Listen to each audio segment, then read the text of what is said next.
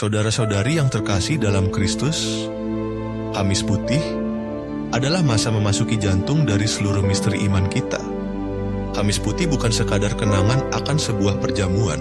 Kamis Putih adalah masa di mana Tuhan kita, Yesus Kristus, Dia yang adalah firman yang menjadi daging, Dia yang olehnya segala sesuatu dijadikan, berlutut di hadapan manusia yang fana dan membasuh kaki mereka.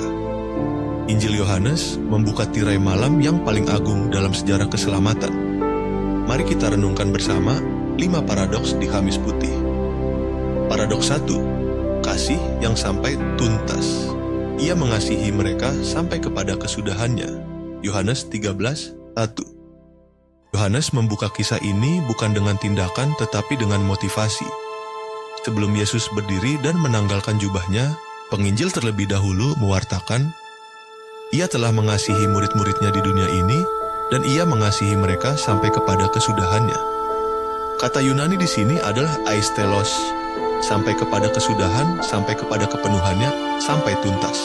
Ini bukan kasih yang setengah hati, ini bukan kasih yang bersyarat, ini adalah kasih yang sepenuhnya, kasih yang habis-habisan. Santo Agustinus merenungkan kata ini dengan mendalam.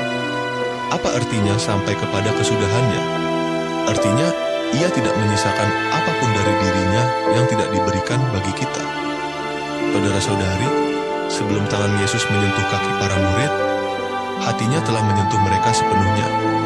Kasih adalah sumbernya, tindakan adalah ungkapannya. Renungan untuk kita. Pernahkah kita mengasihi seseorang dengan aistelos, sampai tuntas, tanpa sisa, tanpa syarat, atau kasih kita selalu ada batasnya? Yaitu selama nyaman, selama dibalas, selama menguntungkan. Malam ini, Yesus mengundang kita untuk belajar cara mencintai yang sejati. Paradoks 2. Tuhan yang menanggalkan jubahnya. Ia menanggalkan jubahnya.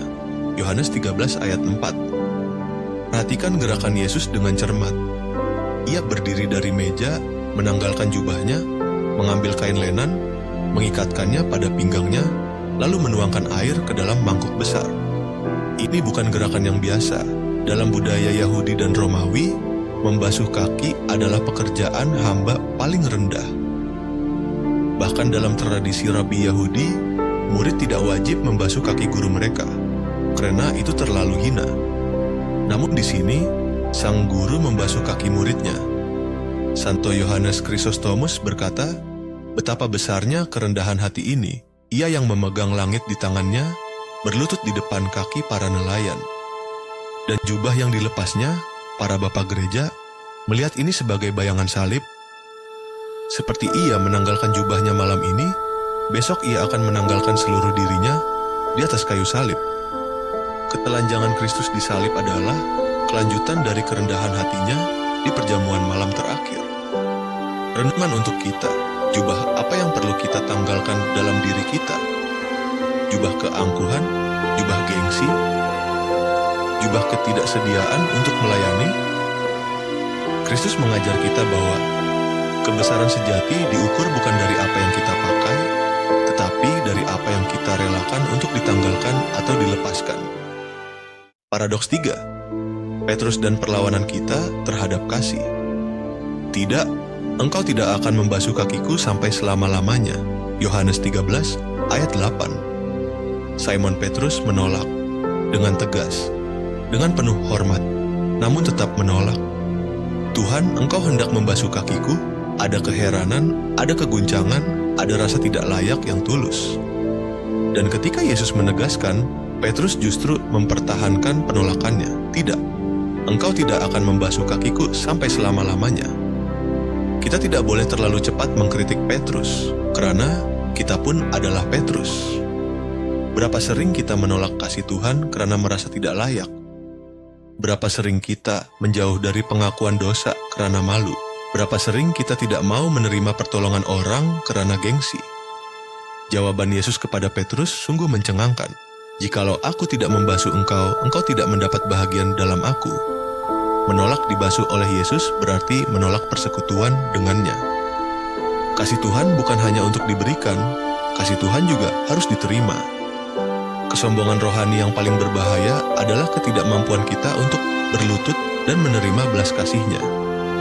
Renungan untuk kita, apakah kita akan membiarkan Yesus membasuh kaki kita malam ini?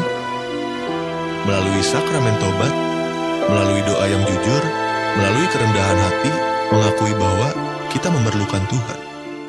Paradoks 4. Pembasuhan yang membersihkan dari dalam. Sesiapa telah mandi, ia tidak usah membasuh diri lagi. Yohanes 13 ayat 10. Ketika Petrus berbalik arah dan meminta seluruh tubuhnya dibasuh, Yesus mengajarkan sebuah perbezaan teologis yang sangat dalam. Sesiapa telah mandi, ia tidak usah membasuh diri lagi, selain membasuh kakinya, karena ia sudah bersih seluruhnya. Para bapak gereja dan tradisi teologi Katolik melihat sebuah perbezaan antara baptisan dan pertobatan berulang. Yang telah dimandikan dalam baptisan sudah bersih sepenuhnya. Namun dalam perjalanan hidup, kaki kita kotor oleh debu dosa-dosa harian. Maka pembasuhan kaki ini adalah simbol pertobatan yang terus-menerus, pembaruan yang tidak berhenti. Santo Ambrosius menulis, pembasuhan kaki adalah rahmat yang menghapus dosa-dosa yang kita lakukan setelah baptisan. Karena kaki kita terus berjalan di atas tanah dunia ini. Ekaristi yang kita terima pada Kamis Putih adalah pembasuhan itu. Kristus yang datang kepada kita, membersihkan kita dari kotoran dosa ringan, memperbarui persekutuan kita dengannya. Kita datang ke meja perjamuan bukan karena kita layak, tetapi karena Dia yang menjadikan kita layak. Renungan untuk kita. Kaki kita telah menempuh perjalanan panjang tahun ini. Kemana saja kaki kita telah membawa kita? Tempat-tempat apa yang telah kita masuki? Malam ini sekali lagi izinkan Yesus membasuh kaki kita. Bawalah semua kotoran perjalanan hidup kita kepadanya. Paradoks 5. Perintah baru. Pergilah dan lakukan yang sama. Jika aku, Tuhan dan gurumu, membasuh kakimu, kamu pun wajib saling membasuh kaki. Yohanes 13 ayat 14. Inilah puncak dari seluruh kisah ini. Yesus bukan hanya memberikan teladan, Dia memberikan perintah baru. Aku telah memberikan suatu teladan kepada kamu, supaya kamu juga berbuat sama seperti yang telah kuperbuat kepadamu. Ayat 15. Kata Yunaninya adalah hipodeikma. Contoh yang harus ditiru, pola yang harus diikuti. Ini bukan sekedar kisah indah untuk dikagumi, ini adalah misi yang harus dilakukan. Dan Gereja Katolik mewarisi perintah ini dalam ritus mandatum pada malam Kamis Putih. Pembasuhan kaki yang dilakukan adalah sebagai representasi Kristus kepada umatnya. Namun, lebih dari ritus liturgi, ini adalah gaya hidup murid Kristus. Maksudnya, kita harus saling membasuh kaki. Siapa kaki yang perlu kita basuh? Saudara yang kita jauhi karena konflik lama. Orang yang lebih rendah dari kita secara sosial atau ekonomi. Mereka yang tidak dapat membalas kebaikan kita. Anggota keluarga yang lelah dan terlupakan. Santo Yohanes Paulus II menulis dalam Novo Millennio Ineunte, Gereja abad ke-21 harus menjadi rumah dan sekolah persekutuan, dan ini dimulai dari kesediaan untuk membasuh kaki satu sama lain. Renungan untuk kita. Kamis Putih bukan berakhir ketika kita keluar dari gereja. Kamis Putih Justeru baru dimulai ketika kita pulang ke rumah dan bertanya, kaki siapakah yang akan aku basuh selanjutnya? Saudara-saudari terkasih, marilah kita renungkan 5 paradoks dari satu tindakan Tuhan yang sederhana namun mengubah segalanya. 1. Kasihnya yang sampai tuntas, eis telos, mengajar kita tentang cinta yang sejati. 2. Jubah yang ditanggalkan, memanggil kita untuk melepas keangkuhan.